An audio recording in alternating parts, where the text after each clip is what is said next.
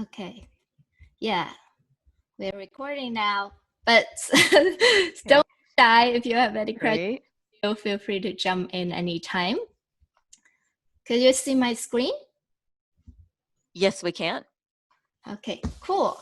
So, let me start with just introducing myself a little bit. Like Dr. Lange say, I'm actually a assistant professor at the modern and classical languages that I teach, mainly Chinese culture, Chinese literature, and my PhD is in comparative literature, which I do focus on Asian diasporic literature, and I'm writing a book on contemporary Asian diasporic literature. Meanwhile, however, that I'm a big dance fan. I can't say I'm a professional dancer, but I do dance very long time of different genres. So, some of you may know this place, that this is where I was born and raised. I was born in Canton, so very close to Hong Kong, about 3 hours drive. And this is the new Canton Tower, very pretty. Any of you have been there? You can also get the reaction in the chat if you want. Okay, so these are the two places that I would call home. One, as at the top, you can see Hong Kong, very beautiful from Victoria Harbor. And the other one is where I graduated from in grad school, Washington University in St. Louis. And so, yeah, as you see, these two places closely identify to me as home. And I've been dancing since I was young, even though not always very good. But for me, it is the hidden language of the soul and the body. And I guess many of you would feel the same with music. I personally love music, but I'm just never good at it. So I really want to hear some of you perform in the future. And so in college, I did different kinds of dances. As you see on the left, it's the traditional Korean dance. I also did a little K-pop as well, and so as like some modern jazz, like you see on the right. And I also do Latin dance, and this is actually my boyfriend, and then we're dancing salsa bachata. And actually, so when I was young, I was trained in folk dancing, so which I will cover later, which is one kind of Chinese dance. But then when I came to the States, actually, I do more and more Chinese classical dance. So classical dance is based on a combination of some ballet training and also like some Western training, but also a lot of classical Chinese like opera dance and others. So I feel like this is my way to connect to home. And so that's why I've been doing more Chinese dance since I come to the States, like when I was in grad school. So before I start, I do want you to hear a little bit of, please let me know if you can hear the sound. Could you hear the sound? Yes, we could hear it. Oh, cool. Thank you for letting me know. So I would like, since you're all like musicians, and I do want your opinion on how you think of this sound and what kind of instruments they use afterwards.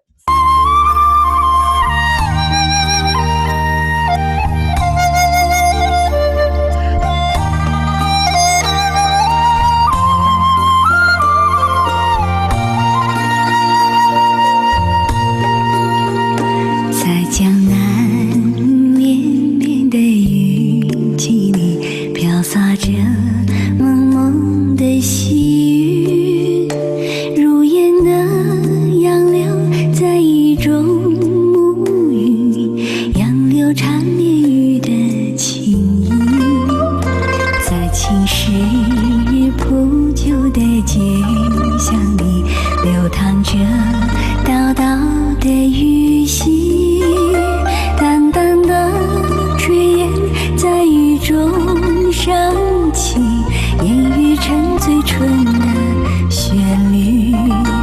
江南的雨，柔柔的江南雨，你用温情滋润着爱的春意。江南的雨，江南的秀丽，一江春水梦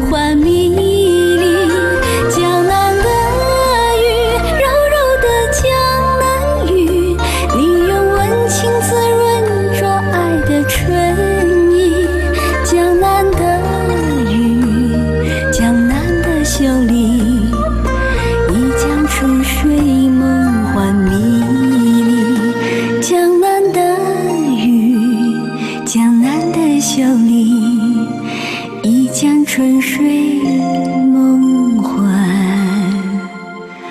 迷。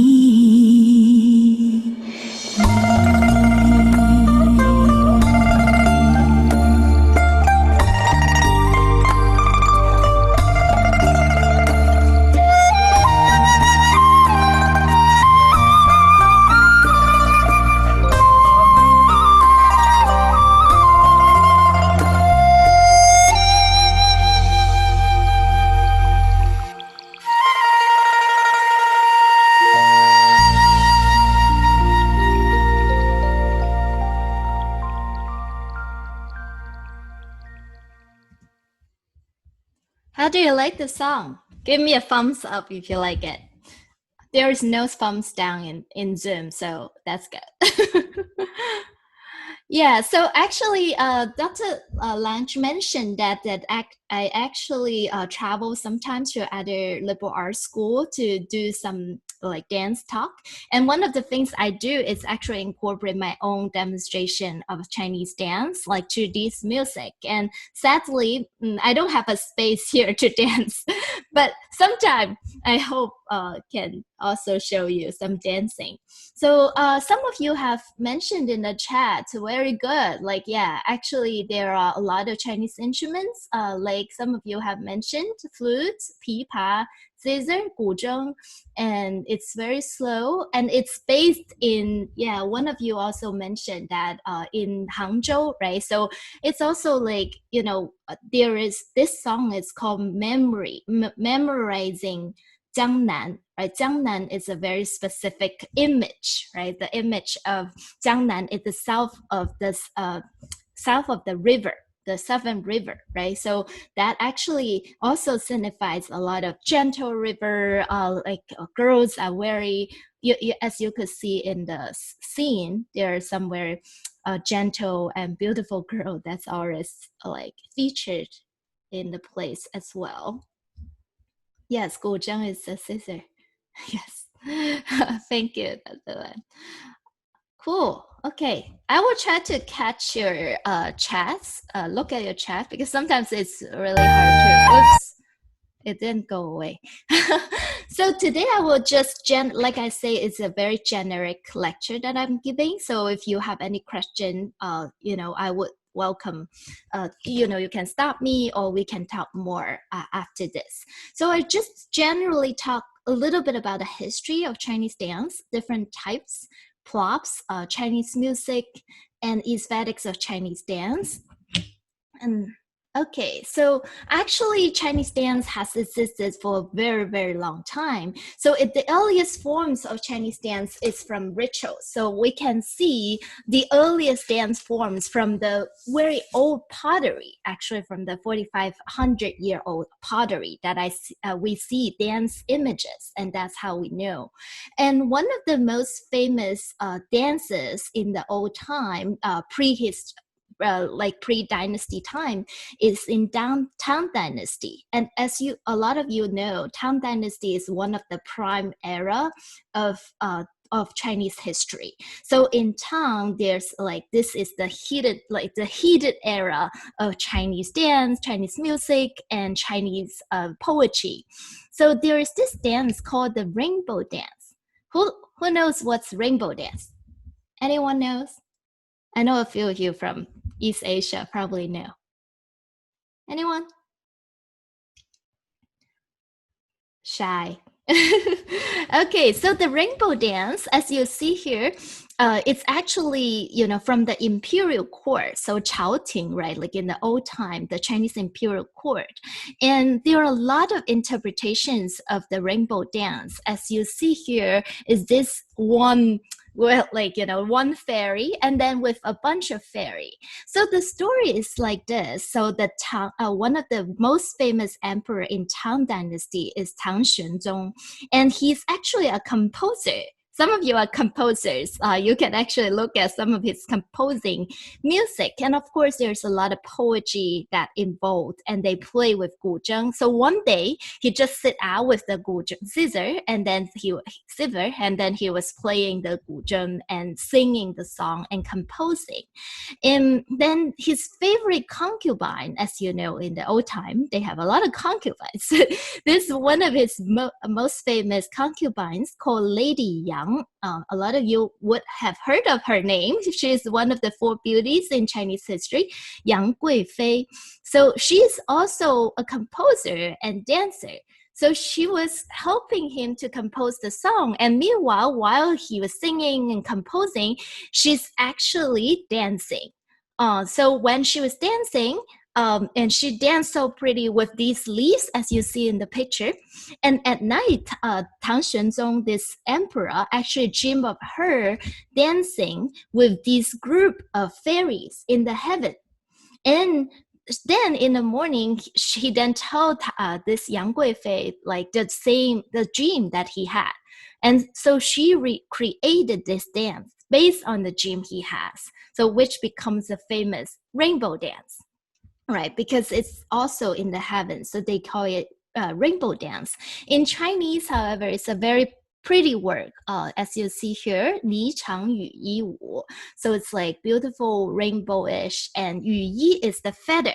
So see, it's like the feather is both meaning this, fairy tale story, but at the same time, the feather that they use to dance, which we will talk about a little bit later.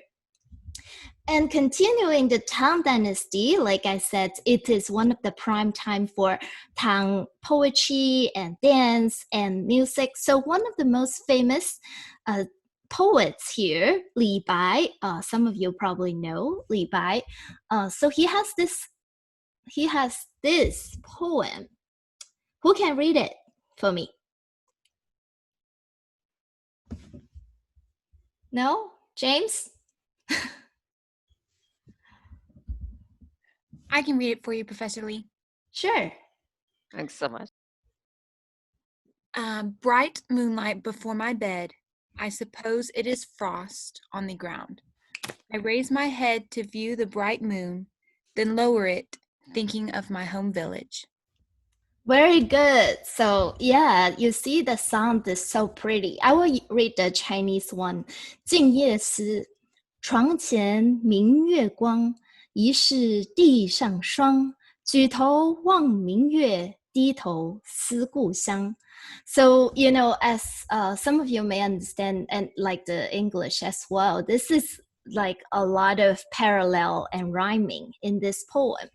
And in fact, when I was in grad school, I had a Chinese dance team. So our team actually make a dance based on this poem. And let's take a look.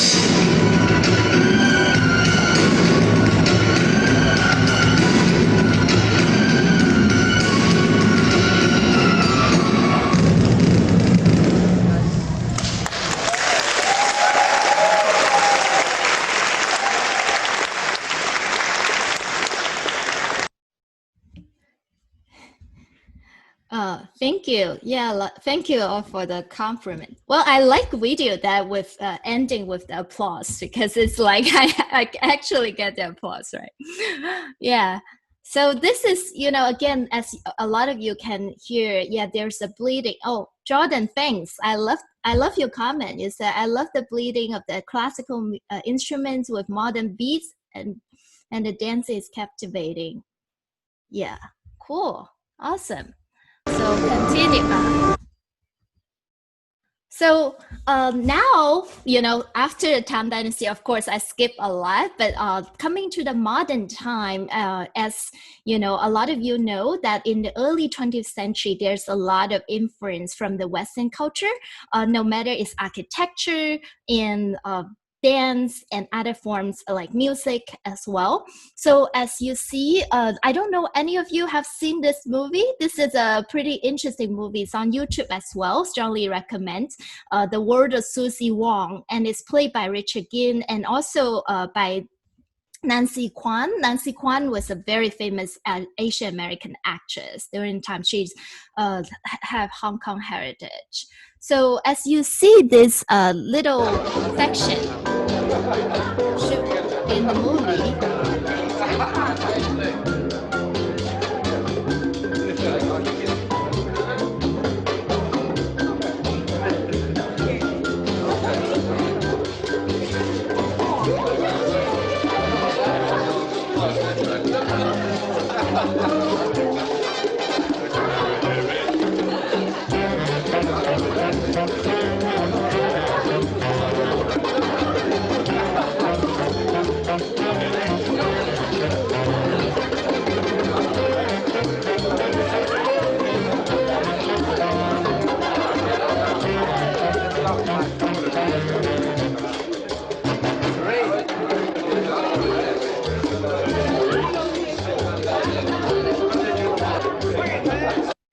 so what kind of dance is it, everyone? I think it's, yes, have some Cuban, not salsa. Salsa is 1, 2, 3, 5, 6, 7. Not salsa.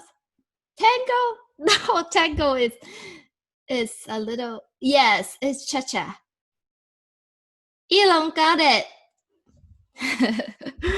But yes, all those that you guys mentioned actually have some sort of like fusion in it in this film as well. So as you see, these actually the soldiers, it is still a phenomenon in Hong Kong. I don't know how many of you have been to Hong Kong. So half of my family are in Hong Kong, and I did my grad school in Hong Kong, like a master's in Hong Kong. And so you see in the beginning of the talk that I said Hong Kong is one of the places that I feel home. And there is this Wan Chai, we call it Red District. And so actually Wan Chai is very close to the harbor. So a lot of American soldiers would go on or would kind of dock there to rest a few days, and they would go to these clubs in Wanchai, the red district. And this is one of the clubs that they showcase. Of course, this in 1960s, but it still exists. It just didn't have as this kind of music anymore. Today, I would say, yeah, like there are more salsa, Cuban, bachata in that district. But in that time, as you see, it's a typical cha-cha music, right? So 1, 2, cha-cha, 1, right? So it's salsa and Cuban dances, slightly different, have similar taste though. So as I told you about like early modern Chinese era in the early 20th century, and I'm sure a lot of you have heard of it, like in the 20s, 30s, we call it modern China. And especially in Shanghai, you can see all these modern cabarets. And actually I did have published a paper on the China doll. If you search my name and China doll, it will come up. It's an open access that early published last year. So I was talking about how these dance halls plays an important role in the identity of Chinese American. But of course, in China itself, it also has a lot of modern evolution during the time. So as you see, these are the architecture of the time. It's very beautiful, big, grandiose modern hall. If you want to get to know more about modern Shanghai, there are some very good books about it. One of the most famous books is called Modern Shanghai by Li Oufan. So he's a very famous scholar in cultural studies. And so as you see, these are all the scenes of Shanghai, the Palace Hotel, and then the Pacific Hotel, and these are the grocery stores during the time. But again, like it's since Sincere and some of those brands still exist in Shanghai and Hong Kong today. And it is a combination of like the British colonization and its own characteristics. And these are the dancing girls you see. They also, if you look at like 1950s and during World War II and after, and the Chinese American dance halls in the West Coast, they have very similar image, of the time. Okay, so then we come to the communist era in the 50s to 70s. As a lot of you know, what happened during the 50s and 60s? Oh, Sean just mentioned in the last slide that it is the buns. Yeah, very good. Yeah, this is the buns, very famous. We call it Pudong, right? Like it's Shanghai Tan, so it's the bun. Yes. So here, the communist era, a lot of you know 66 to 76, there was the Cultural Revolution. So during the Cultural Revolution, unfortunately, most of the dances were labeled as bourgeoisie and decadent, and it was discouraged. And one film that actually portrayed a lot about that, James said I was going to say that. Okay, next time, faster. Okay, so during the Cultural Revolution, and one film I really strongly recommend it, and I actually used it in one of my classes. It's called Mao's Last Dancer. It's based on a semi-autobiography by Li Cunxin.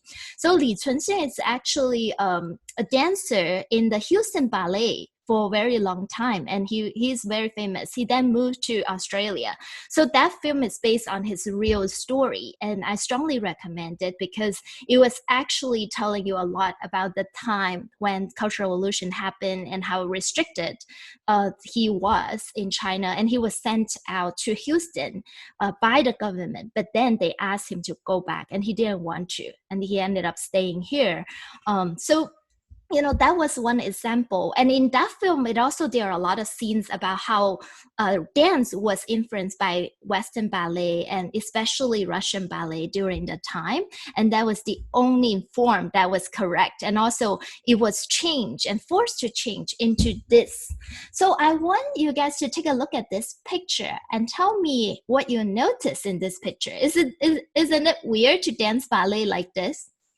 What do you see? What message are they actually rendering? You could type in the chat or you can just unmute yourself. Anyone? James, now I give you a chance.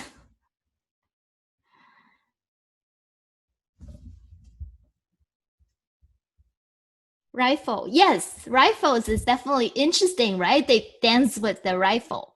So it's symbolizing the war. What outfits are they wearing?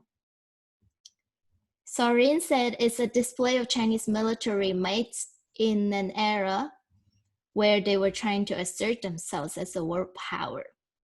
Yes, I would say it's more, yes, it's definitely about military power. We're not necessarily world power yet in the Cultural Revolution, but definitely is trying to render this message. And also the outfit they're wearing, do you think they're rich or they're symbolizing rich or poor or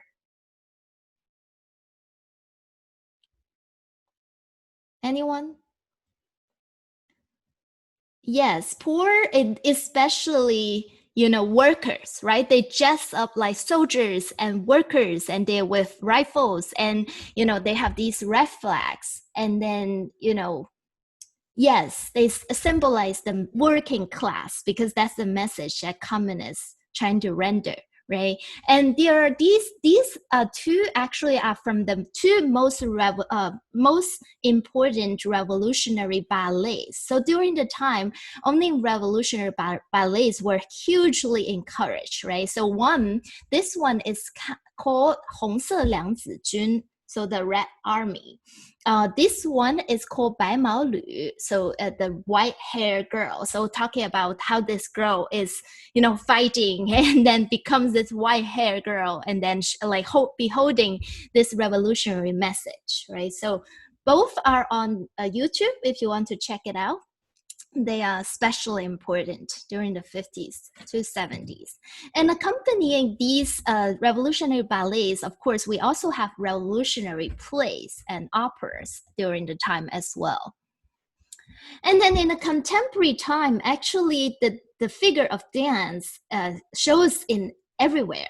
And you can see a lot of this, I'm sure, in Chinatown during the Spring Festival, like the lion dance, right? The dragon and lion dance. Who knows what's the dragon and lion dance for? Why have dragon and lion?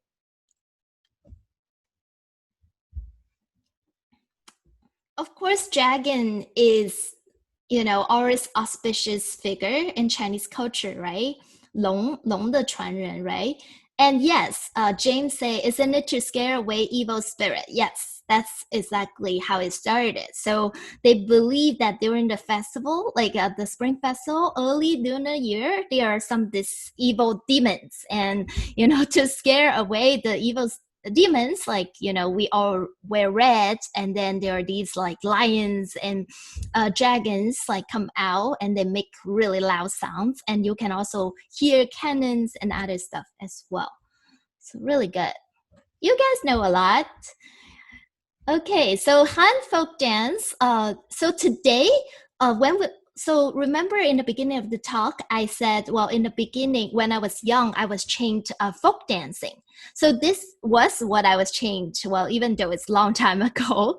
So folk dancing probably is one of the most popular in the States. If you see a lot of Chinese dance, you probably have seen a lot of these images.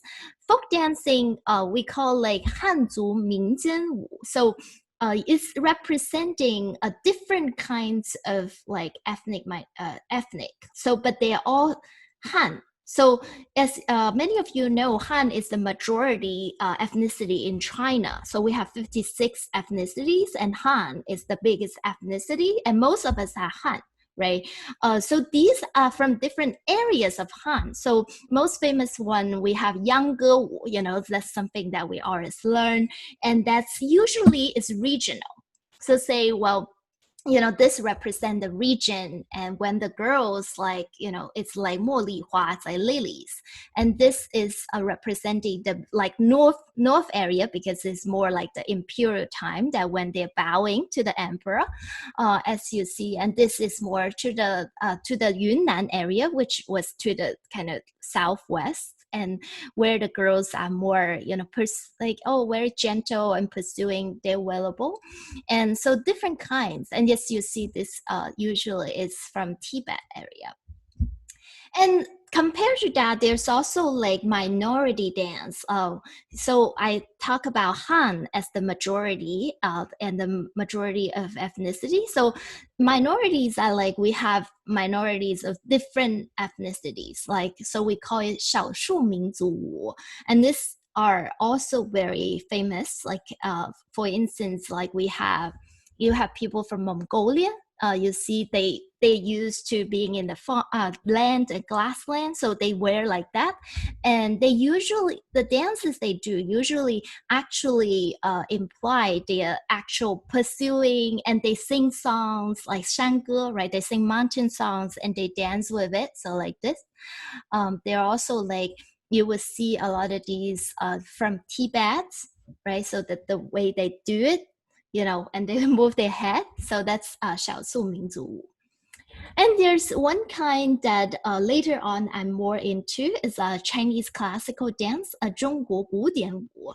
So in fact, this term is very controversial. So if you want to look into more of it, there's a very good book by Emily Wilcox that she talked about revolutionary bodies that which chases what is Chinese dance, right? So because, when I say I do Chinese dance, like they always say, what is Chinese dance?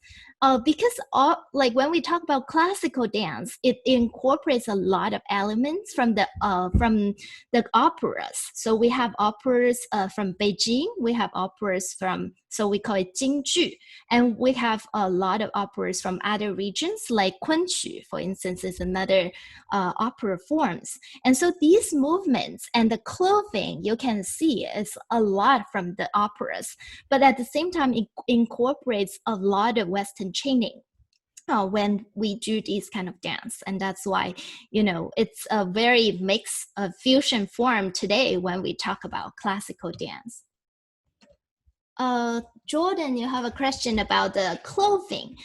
So the clothing, I would say yes. It usually goes with the meaning of the dance itself. So I would talk a little more about prop, but I only touch on the clothing a little bit. So for instance, I can send you later that one dance that I do that it's by, it's implying I'm by the water and then a girl playing by the water. So I would wear blue and completely blend into the water.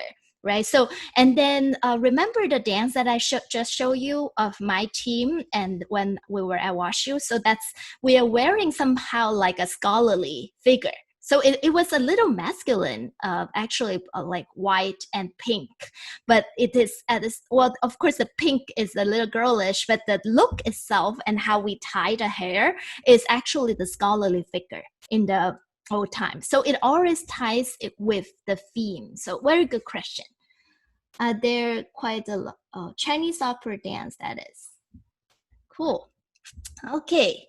Hi, yeah, Dr. Lee. This is Dr. Lange. I was just when you said opera dance, I thought students might have been thinking of their favorite ballet scene from like Aida or something like that. So we haven't really talked about Chinese opera in this class and all the different varieties and everything. So okay. Yes. Yeah, that's another big lecture to go. But yes, like Chinese opera, and that's, they carry on a lot of classical dance. I was talking about carry on the themes and the colors and moves from before. So now I want to, actually connecting to Jordan's question about color, I want to talk a little bit about the props. As you see, the props are very, very important in Chinese dance. Like, who knows which movie is this? I'm going to play this and see who can guess it. It's a very famous movie. I probably didn't put a crib. Do you guys know who is this actress? Or the scene? So this is actually a scene that when they are fighting in this woods, and then when they fight and all the leaves come out, and it's very, very pretty. Anyone knows which scene it is? It is actually a Hollywood movie by Zhang Yimou. Anyone? So it's a Hollywood movie. If I say it, you guys would know. This is called Hero. It's a 2002 film directed by Zhang Yimou. So, I'm talking about this is because you probably wouldn't resonate like this. They are using a sword and they're fighting. And the fighting scene itself is actually a dance. And in fact, sword is one of the oldest plot for a dance. I'm still too scared to use sword to dance, but maybe I will use a fake sword to dance. But it is actually one of the most important prop in Chinese dance. So this one you probably know, it's Zhang Ziyi. So let's see one scene of her.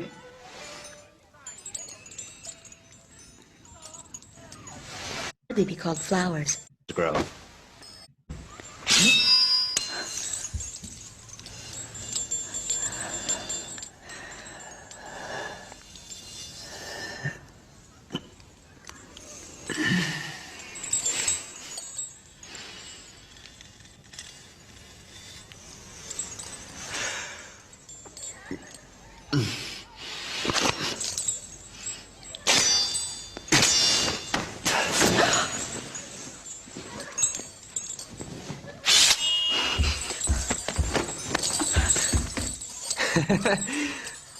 Don't you know any of the rules?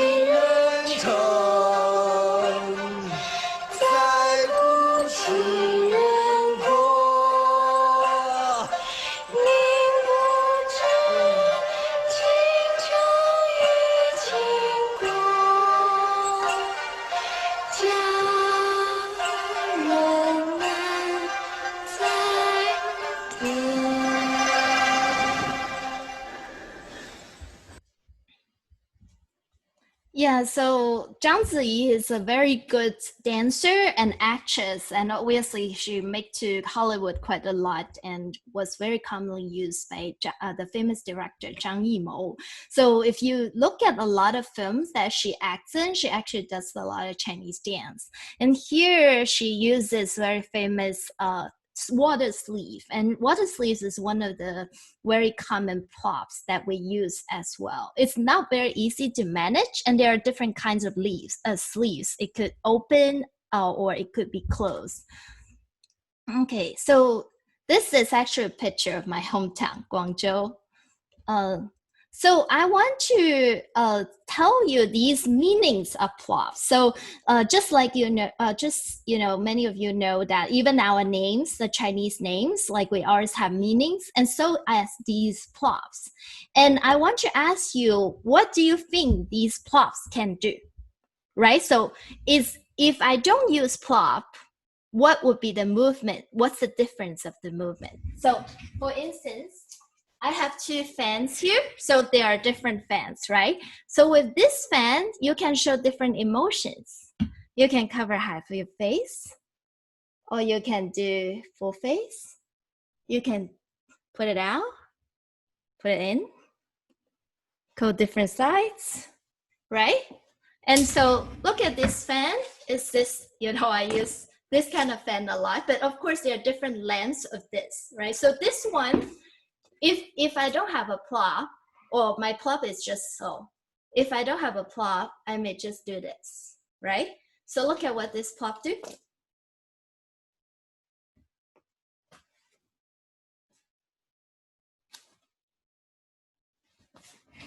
What do you think? You can type or you can unmute yourself again. What do you think this fan or the props allow me to do?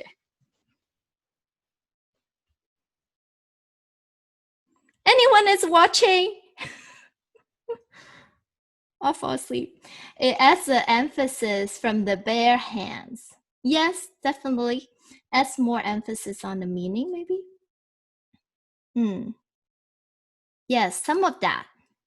But also that, it definitely is dance, right? The movement itself, right? Because I would have to kind of use my head or my hand to follow the whole movement of the plot, right?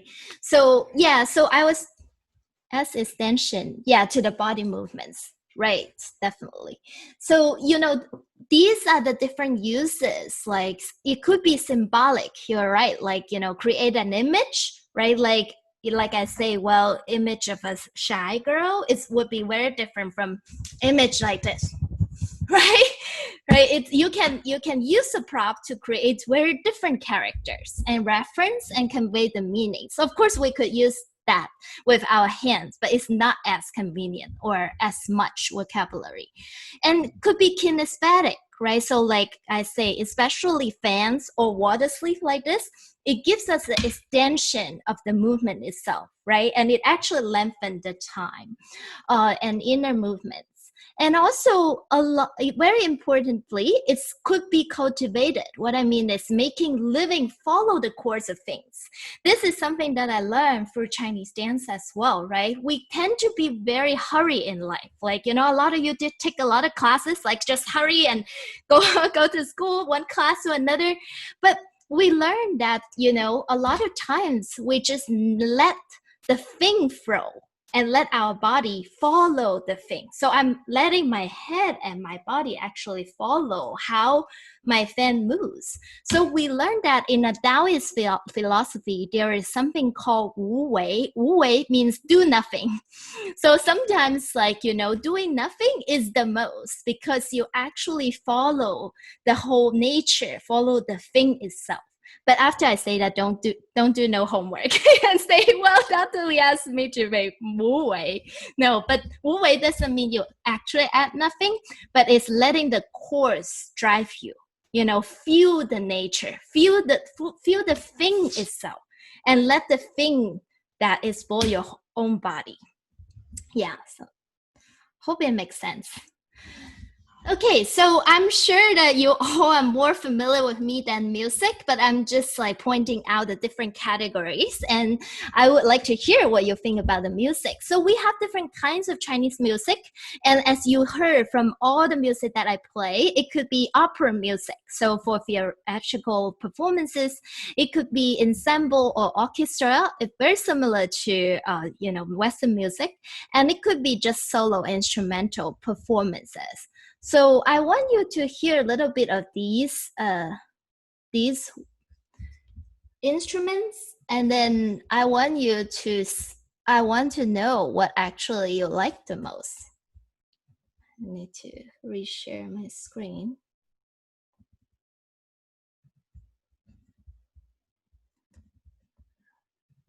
Okay, so let's first hear 二胡.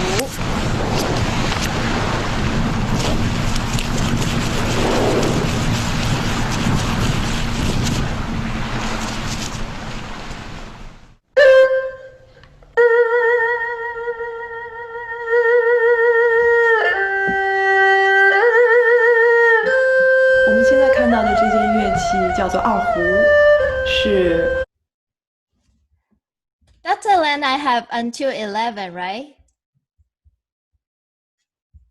Dr. Lee, please feel free to continue. We have actually until 11:20. That's when our class ends, so please feel free to keep going. Oh, okay. Yeah, I'm too excited, so I want you to... Well, we love hearing about this, so. Okay, cool. Okay, I will play a little more then.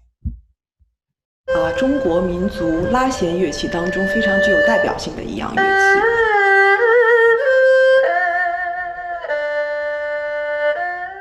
它的音色相对来说比较中性，它可以表现的特点也比较的宽泛，可以有很柔美的，也可以有很痛苦、悲愤的。可能因为二胡它比较善于表现人内心的痛苦。 因为它的声音跟人的声音很贴合，所以它刚才我拉的这一段呢，主要是表现在旧社会的时候人们的那种内心的痛苦和期待光明的那样的一种心理。这首乐曲是。 Yeah, so this is 二胡. So like she said, it could be pretty sad, and usually you see people, if you see movies, they play that on the street. I personally don't play that, but my grandpa does. I feel too sad. So this is 古筝. Let's take a look.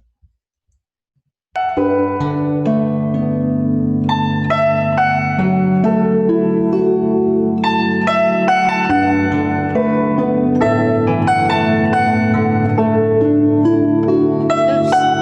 Could you still see?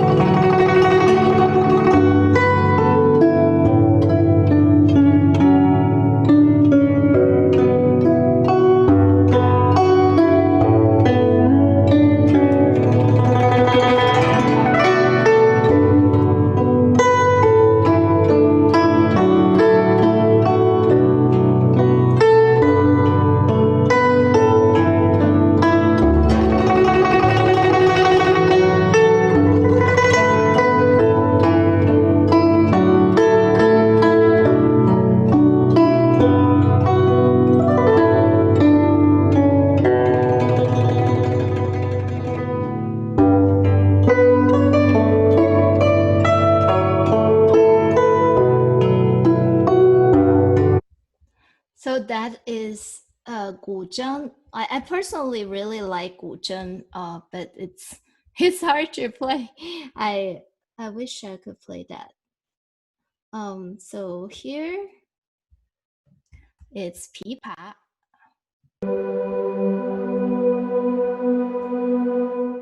Known as the grand dame of plucked string instruments, the pipa is one of the most technically challenging instruments in the family of Chinese musical instruments. In 1965, the formation of the People's Association Chinese Orchestra led to a rise in the popularity of the pipa amongst Singaporeans.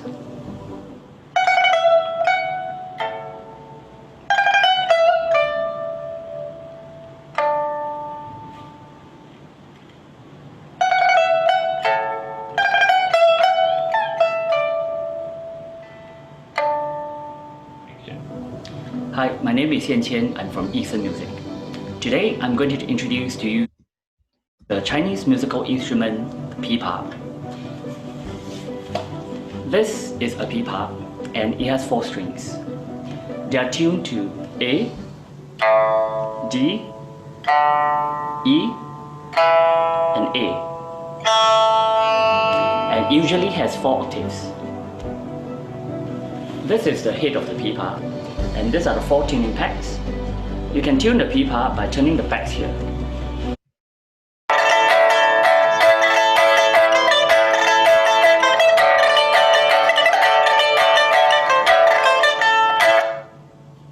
And now I'll perform. Okay, so that's 琵琶. And then last one I want you to hear is 笛子, the flute.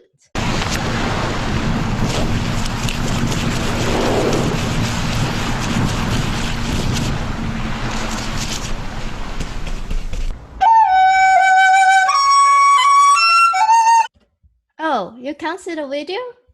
So maybe I need to reshare again. Thanks for letting me know. Don't know what happened. Let me know if you see it. Can you see it? No? Okay, thanks. 笛子是中国传统乐器中，常见的一种横吹木管民族乐器。它的历史呢有8000年。最早的时候呢，古人是用鸟禽类的肢骨做成的这个笛子，就是我们俗称的骨笛。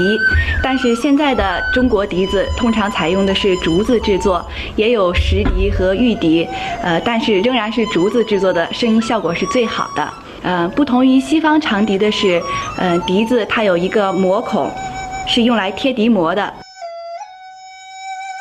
每年大概在端午节的时候，乐师们就会去采集这种生长在植物里面的薄膜。我刚才演奏的这首曲子叫做《牧民新歌》，是取材于内蒙古地区的一首非常好听的乐曲。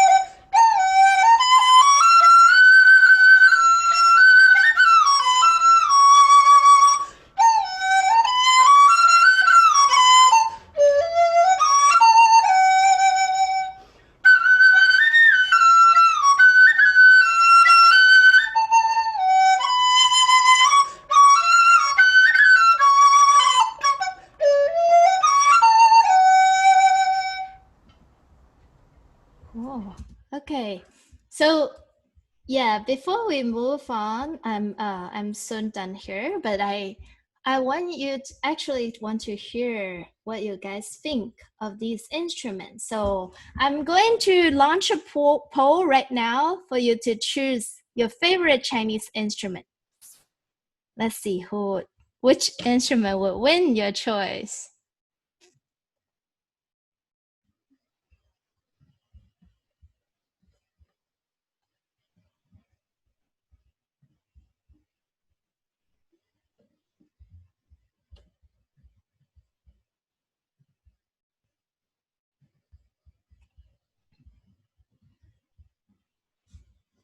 Okay, 46.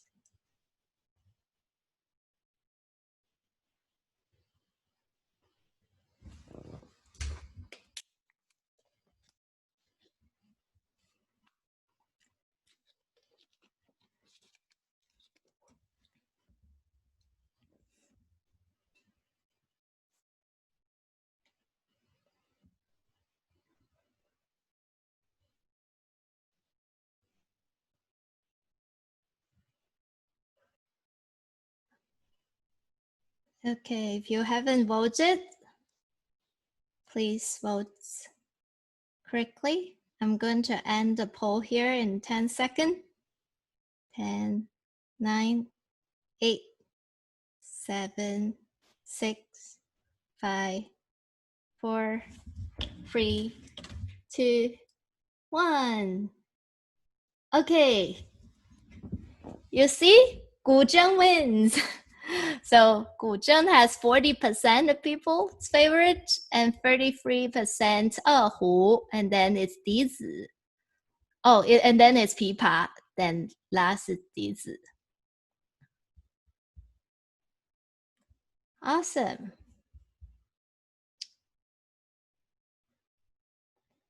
Okay. So yeah, it is spelled Hu. Yeah, so just Hu. Hu. Yeah, not Zu. Okay. Awesome. Then I want you to hear this very famous troupe. They're called 12乐团. They're actually one of the most famous musical troops right now, and they actually composed of like 12 women, and then they play different instruments, and they're really good. Sorry for the background.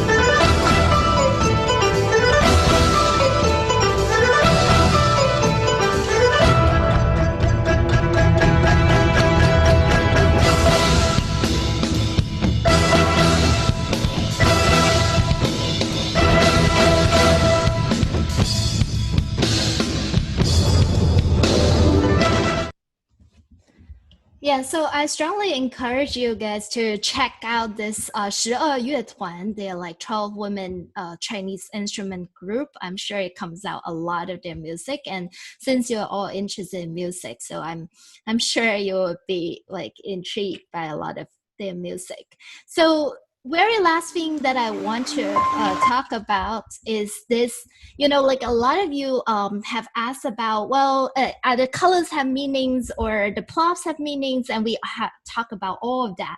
So I just want you to know that actually everything, just like Chinese culture, it's full of like aesthetics. So everything we do, so what are some of the most important aesthetics characteristic? One is qi. So we always talk about breathing, just like yoga. It talk about qi, right? So qi is the like center of a lot of like martial arts or other Chinese culture as well. And Yun, it's actually the middle character of my name. Yun actually means rhyme. It means melody as well. That's why I'm called melody. But rhyme is everything is rhyming, right? So you can see like that in Chinese music. And Yuan is very important aesthetic in Chinese culture because as you see in the Chinese mooncake, we just passed like Mid-Autumn Festival, right? Like the mooncake is round and it symbolizes the moon that's like roundness and harmony of family. So when you see in Western dance, a lot of times we need to make very straight lines, right? Like in a ballet, you want to make very straight lines a lot of times. But in Chinese dance, as you see, a lot of moves are actually rounds. Like, so we want to make moves like roundness, right? To emphasize that. So lastly, shang, it's making this image because everything want to create this image and this scene as if something. So I want to end with one choreography of mine that I'm pretty proud of. So this is the shang that I want to create. It actually means it is to the music called Lotus Pond. And what I want to create is I use the blue dancers with the suit to create a water. And then we have the moonlight in the background. And then the parasol dancers, which one of the middle one is me. And the parasol dancers I use to simplify the lotus in the pond. So see if you like this. Lotus. Oops.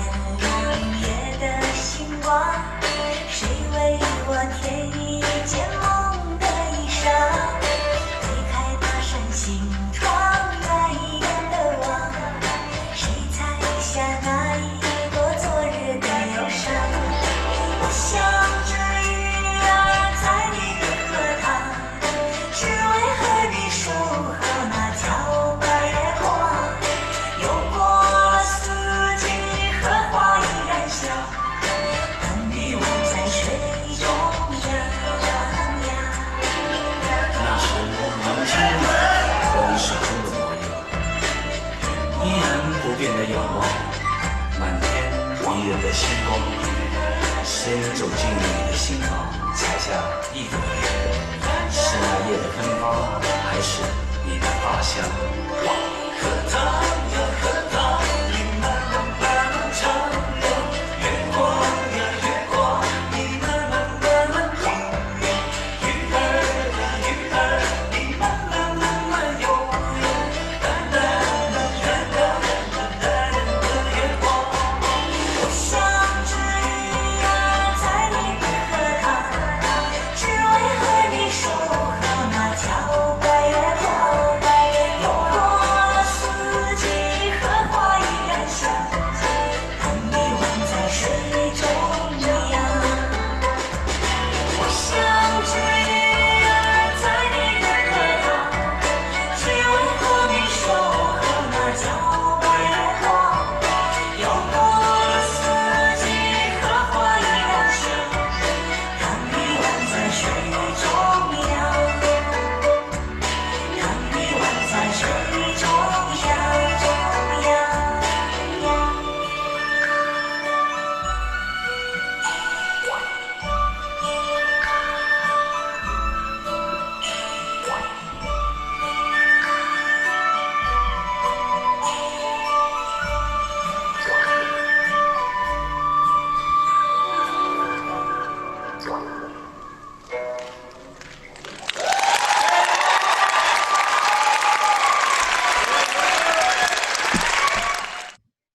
Oh, again, I'm very happy about the applause in the music. I hope you like it. I actually miss choreographing. I miss working with my dancers.